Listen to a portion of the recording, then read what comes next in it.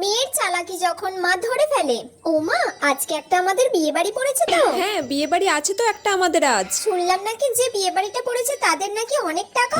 হ্যাঁ তাহলে তো নিশ্চয়ই বিয়েতে খুব ভালো আইটেম করবে। হ্যাঁ, ঠিক আছে, তুই তাড়াতাড়ি রেডি হয়ে নে, বেশি দেরি করিস না, তোর আবার সাজতে গুজতে বেশি লেট হয়। আচ্ছা মা। আমি যাই, আর যে কাজগুলো বাকি আছে সেগুলো তাড়াতাড়ি সেরে নি।